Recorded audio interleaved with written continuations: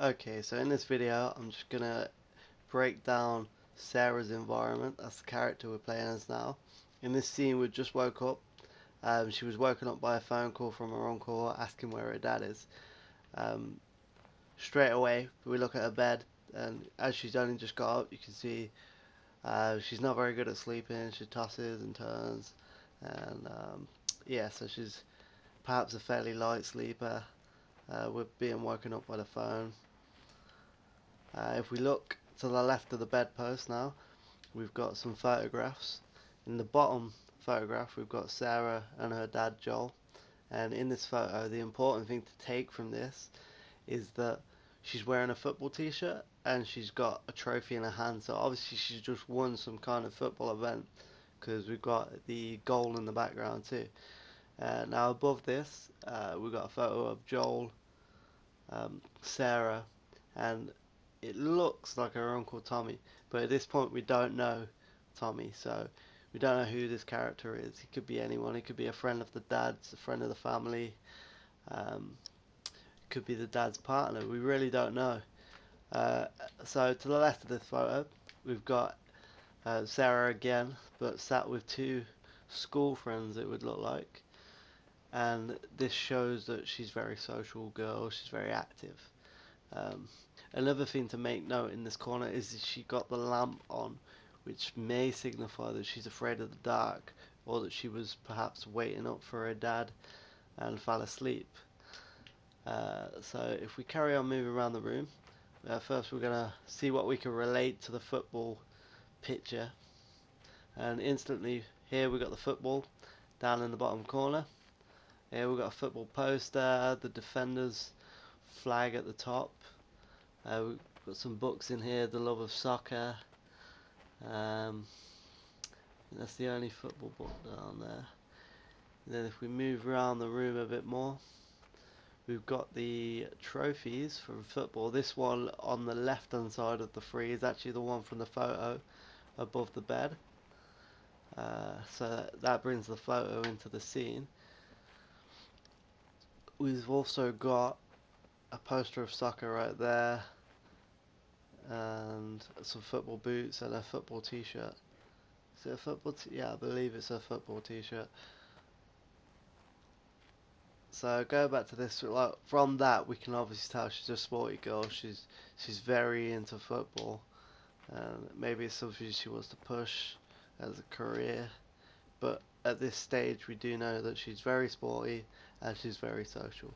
So exploring the room a little bit further, we start to tell that she's into her music because we've got the not the poster, the photo over here with the bash, and we've got CDs on top of the worktop and the CD player, and then there's more CDs at the back next to the TV. And again, we can see more CDs above her computer. So she is very keen on the music. And again, we've got the guitar and the amp. Now maybe suggests that she doesn't like just listening to it. She perhaps wants to play it. To what extent, we don't know at this point. Maybe she just does it for fun. Maybe she wants to push it as a career. Uh, but if we come back over to this point, there's a really subliminal message in the bookshelves that I noticed. If you look closely on the second shelf, about the sixth or seventh book in, there's actually a book that says How to Be a Rock Star. So this signifies that maybe she does want to push her music career above the football. But right now, football is just a hobby. There's also a baseball bat over here that we didn't talk about before, linking the sport elements into Sarah's lifestyle. If we look at the room in general, we can see there's t-shirts on the floor, we got washing in the corner and a pie. It's a very stereotypical teenager's room. We got full of posters and stickers, and it's not overly messy. Not as one would say like an adult messy environment. It's more like a child slash teenager comes into the room and just throws their clothes off. There's no plates and stuff up here, as they probably have to eat downstairs with their parent.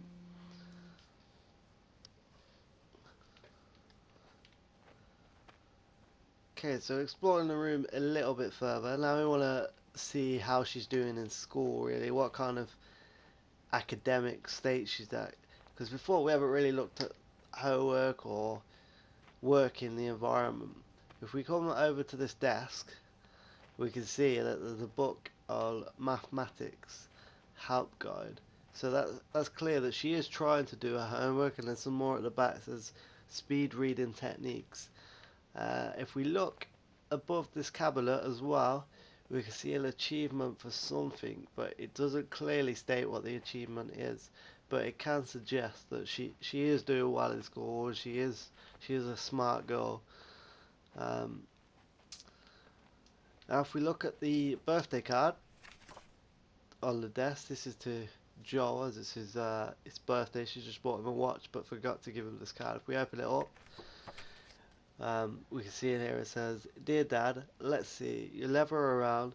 You hate the music I'm into. You practically despise the movies I like, and yet somehow you still manage to be the best dad every year. How do you do that?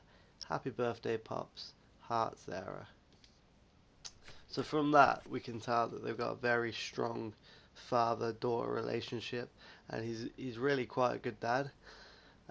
It also ties back in her love of music and movies, but there's not many movies dotted about the room. Like, we see the VHS player, uh, but as for actual videos, there's not many. The only thing that correlates and backs that up is the movie posters spreading around the room. There's a couple over that side, and there's this one, The Dawn of the Wolf, and this one's the most important uh,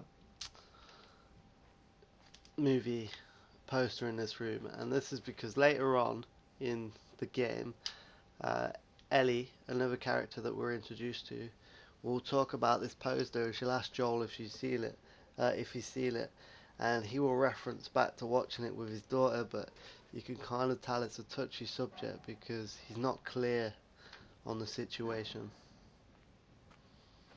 Okay, now looking over in this corner, we've also got a skateboard. So all in all, if we look at this room stereotypically, she's a stereotypical punk teenager with a little bit of childness still in there. There's not a lot of childly things in the room, but we do have this giraffe in the corner, which brings the kid element back into the environment. And the stars, I didn't even notice the glow in the dark stars, but she's got some glow in the dark stars on the ceiling, and the lamp is on, so this may suggest that she's perhaps afraid of the dark, or that she's just waiting up for Joel at night because he works late. Anyway, so that's the breakdown of this environment.